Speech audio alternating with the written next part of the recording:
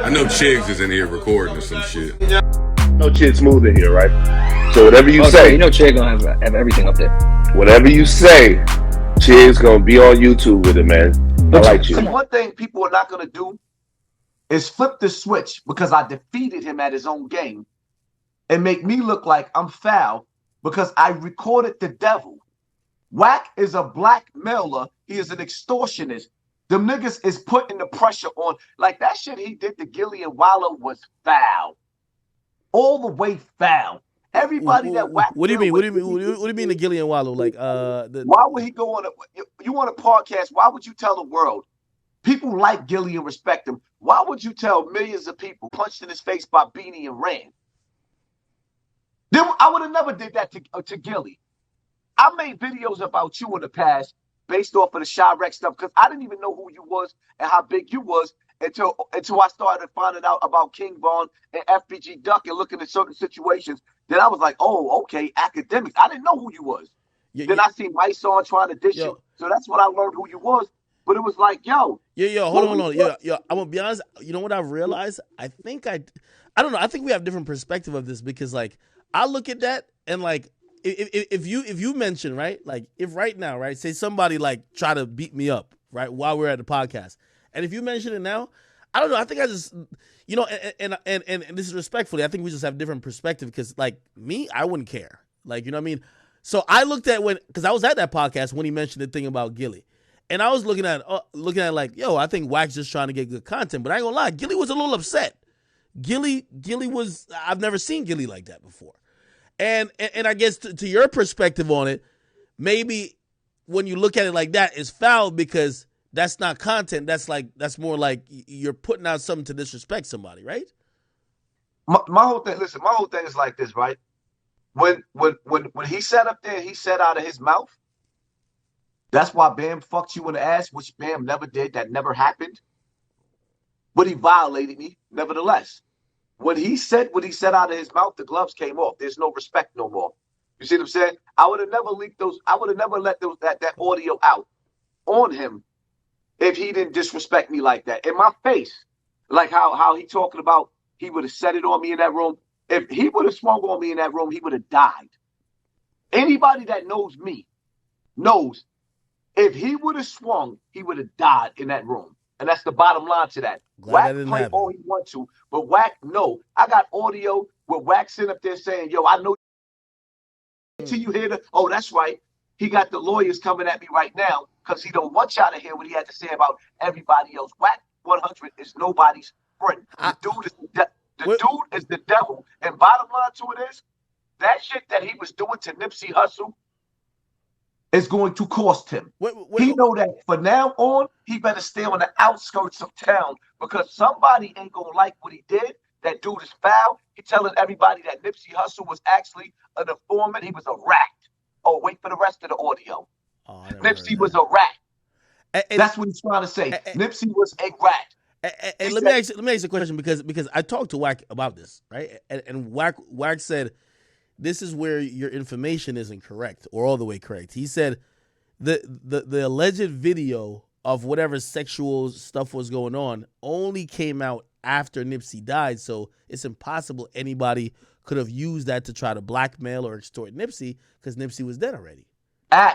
Play his words, word for word what he said. This is why everybody is disgusted and nobody's dealing with him. He's a manipulator.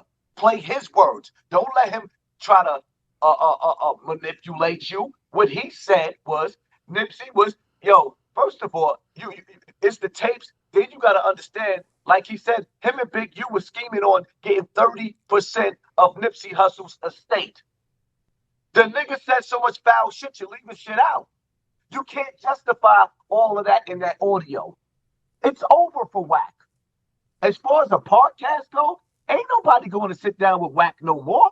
His career's over with. Nobody's going to trust him after what he just did and what he said out of his own mouth. He can't clean that up.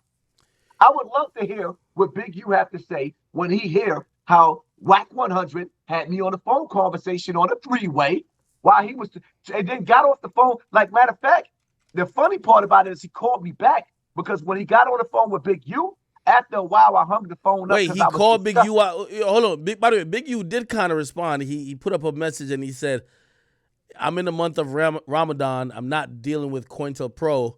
And he says, can't save what don't need to be saved. And I don't know what that means. That seemed very ominous. I don't know. Listen, the obvious is that until the day Nipsey died, them niggas was putting pressure on him. They made his life a living hell. And anybody that say they love Nipsey, that rock with Big U or Wack, is not loyal to Nipsey. They're not a real true Nipsey fan. Them dudes is foul. So he could sit up there and say, oh, Nipsey gave me an award. Man, Nipsey was scared to death of them dudes, man. Nipsey brother pulled a gun out on Big U. You don't do that to your friends. He backed out a gun out on him.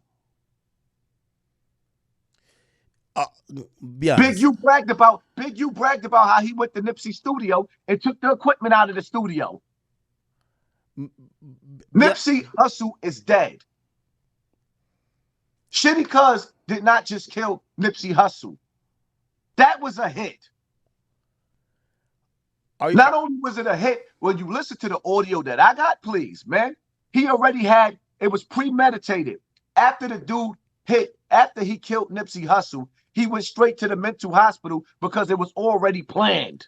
Let me ask you a question. Do you believe that there was any part of the recorded conversation?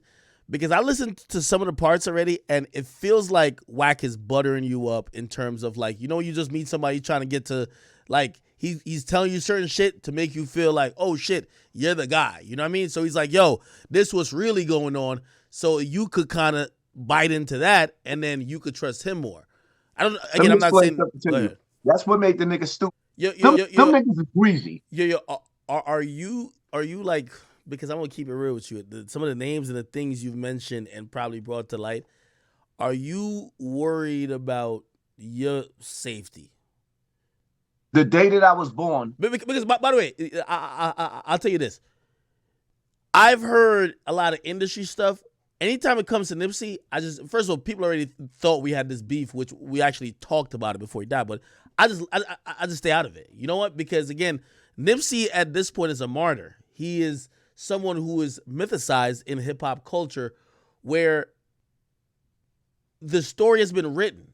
There is no extra shit that niggas really want to know.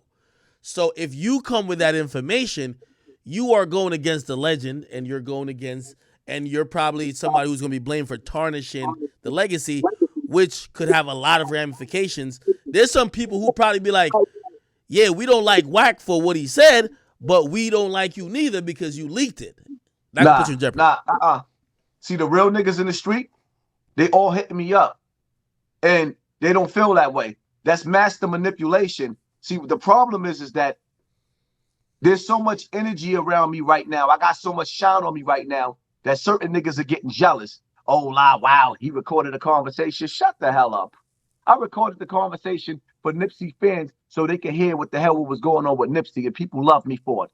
From the East to the West Coast. You got bloggers that's jealous because the reality of it is this shit that we did with us, with this podcast, was dope and it was big. But the aftermath with me and Wack is through the roof. And this is legend. This is going to go down in history. Yeah, the podcast is having legs essentially, to be honest, because now this is a different storyline. This is like the sequel almost turned into bigger than the original.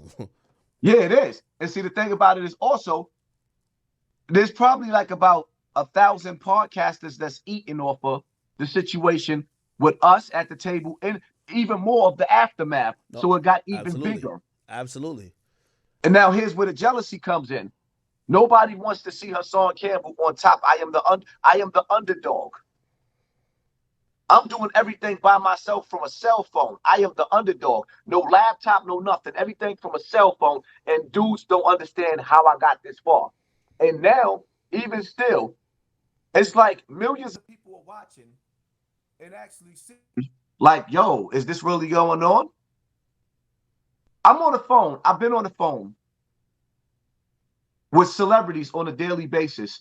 Never have I recorded anybody else's conversation. I recorded 3 conversations for my personal reason because I knew I was dealing with snakes.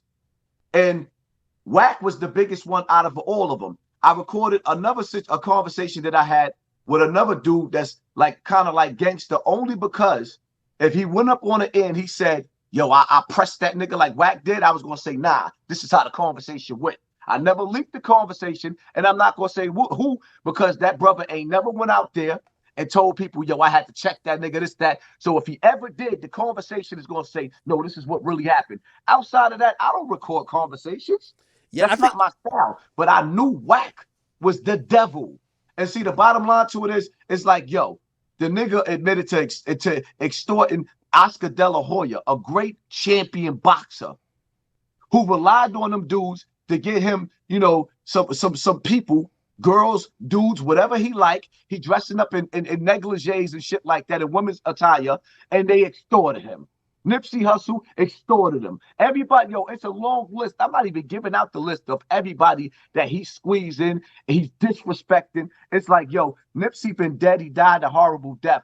Why is Wack 100 still running around dragging and just destroying that man's name? Why is he destroying his legacy? Where's the hate and the jealousy coming from where he hate him so much that he won't let him rest in peace? Why people ain't asking that question? Well, I'll definitely clear up this, and again, you know, this is up to anybody who's listening for them to either believe me or not. Whatever, maybe you're right. This word "squeeze" could mean a lot of different things. I can tell you, this is the 100% full, transparent view of me and Wack's relationship. We've never exchanged any money, but I think we do see there's certain benefits. By the way, there was at a time, the first time I ever talked to Wack, there was a situation with the Migos when I was with Joe Budden, and people were calling around, blah, blah. Wack called. It was like, yo, listen, they mad at Joe Budden. Where's your position on this? I know you're not a street dude. I'm like, nah, I'm not into that type of stuff. Anyway, Wack has always reached out when it comes to other situations like that. And also, I have given him, like, advice or, like, you know, like extending the platform to, like, if he has an artist in terms of, and I don't know if people want to consider that a squeeze. Maybe that's a squeeze. But listen, man, like I said, Wack 100 out of his own mouth was extorting Oscar De La Hoya. You sitting up there, you telling me that I don't think. Do you think he's extorting for money? I'm trying to get the nature of the extortion. He was blackmailing him. He was blackmailing him with sex tapes and pictures. The same way he was blackmailing Nipsey Hussle with sex tapes and pictures. This is out of his own mouth. I got recordings. I got him on tape. The nigga's foul. He's foul. Wack 100 is the type of nigga get you out of town. You ain't got no shorty with you. You want to get with a.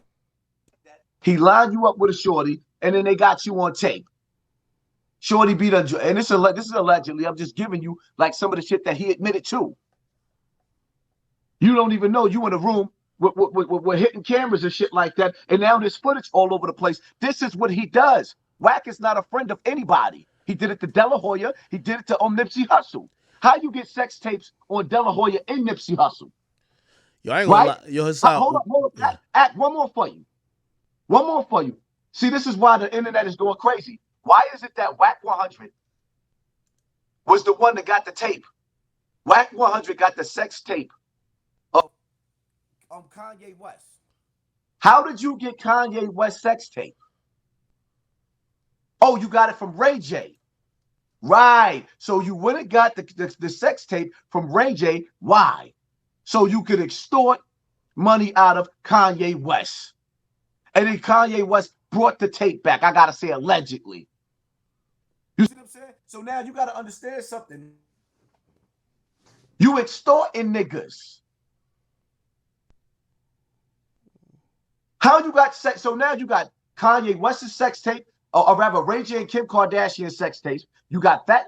You got De La Hoya sex tape, and you got Nipsey Hussle sex tape. How do you explain that?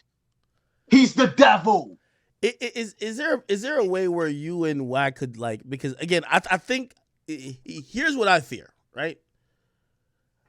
I've been in this industry and I've been privy to certain stuff, but I know when certain things could hurt other people that it's not intended to hurt. And I think where you're at right now is that you have a lot of maybe inside knowledge or information. And granted, you want to out Wack, but there's going to be a lot of blowback, and there's going to be a lot of, you know, collateral damage in the sense of when you mention that tape with Nipsey Hussle, the particular baby mama in question is now under fire because people are asking her questions. You get me? When you mention some of these other things, people are going to go to that and be like, well, we heard it from this. Again, would you want to get to the point with Wack where, because I feel like you're using all this just to weaponize against Wack, how could y'all settle it without this? Unless your goal is to just expose it all. Listen, my whole thing is, Wack violated me. All Wack had to do was call me on the phone and say, yo, man, because Hocus tried to squash it, right? I told Wack I ain't got no beef with him. Wack want to be disrespectful. Let's get disrespectful. And see, my whole thing is, Wack is a clown. But, nigga, instead of handling it in the streets, he talking about going to court. Oh, I'm going to court. So now the gangster going to court, you bitch ass nigga, that's a bitch move. Now you going to court. That's a bitch move. As far as it going to the street act, I don't know if anybody told you about me. No, whoa, but everybody. No. I don't want it to go to the street. I'm just saying, I felt like if you and Wack, because I seen y'all demeanor in person. You get me? And I don't know how y'all were on the phone, but I think I've always said this. You see, Clubhouse is a place where it entices somebody to talk shit. So you then hear Wack basically giving his side, and of course he's a little hyped up, and then you're like, oh, yo, this thing is talking like he pressed me. So now I got to go in there. Y'all start getting an argument. People hyping it up. Y'all start basically throwing around the Frank stand, and then you know what happens? You get to a point where you're like, man, fuck it. Since he thought he had the one up on me, the gloves are off, I'm dropping and I'm going to expose this guy. Do you get what I mean? Well, you know what? At the end of the day, like I said, the nigga disrespected me. I would have never let the audio out without his permission because we was both supposed to be doing a podcast or whatever the case may be. So, you know, for legal purposes, I'm saying that's why I was recording them because we were supposed to be doing a podcast together. But I would have never released it because I think that he looks really, really bad. He was really, really shysty. Business is business. Yeah. I showed the devil love, but I fed him with a long spoon because I knew we couldn't be trusted. When we were sitting together with each other, we did business. It felt good. We all smiled together. He had to make it look like he was the man. He was pressing me like dogs. Even though I'm not a street nigga no more, I'm a family man. I still got street ways and I still got that respect that comes along with it. And I'm not going to let nobody disrespect me. And see, the one thing, like I said, I'm glad that you made it clear.